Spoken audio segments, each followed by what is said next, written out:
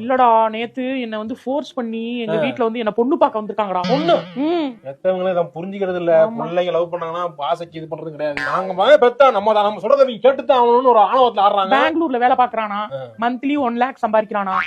1 lakh சம்பாதிக்கணும் என்ன வாங்க முடியாதா சம்பளம்? கனடாவுக்கு போனா 5 லட்சம் ரூபாய் வருமா.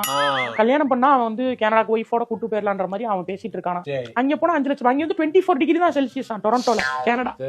பிடிக்கலன்னு சொல்லிட்டுல பிடிக்கல சொல்லுவேன். இனிமே தான் உடனே சொன்னா வீட்டுல பிரச்சனை சொல்ல வேண்டியதானே. பிடிக்கலன்னு சொல்ல வேண்டியதானே. இப்படி கோபப்படுவா நான் சொல்லவே இல்ல. இதனாலதான் உன்கிட்ட எதுவுமே நான் ஷேர் பண்றது. நான் கோபப்படல. என்ன பிடிக்கல இல்லடா. அது காஃபி கொடுக்க சொன்னப்ப கூட நான் அப்படியே மூஞ்ச சிரிக்காம தான் கொடுத்தேன். அதனால அப்ப அவங்களுக்கே தெரிஞ்சிருக்கும்ல. பிடிச்சிச்சுன்னா அவ சிரிச்சிட்டே கொடுப்பாதாமா தெரியும். இப்பெல்லாம் ஒன்னும் புரிய மாட்டேங்குதுமா. புரிஞ்சுக்க மாட்டாங்க. ஆமாடா புரியல. அதனாலதான் அவன் நம்பர் வேற வாங்கிட்டு போனான். காலையில மெசேஜ் பண்ணா. ஆமா நீ ஏன்டா கோவப்படுற? நான் தான் கோவப்படல. நான் இது சொல்லிருவேன் அவன்கிட்ட. அவன்கிட்ட எல்லாம் வந்து நான் அதை சொன்னா கூட உங்களுக்கு பாஸ்ட் இருந்தா கூட நான் வந்து அதை நான் ஓகே அக்செப்ட் பண்ணிக்கிறேன் மாதிரி சொல்றான். நீ என்னடா இப்படி இருக்க? அக்செப்ட் பண்ணுவோமா? அவன் என்ன எனக்கு ரைட்டா புரியுதுங்க. சிக்னல் காமிக்கிறாங்க. சந்தேகப்படுறல? சந்தேகப்படல.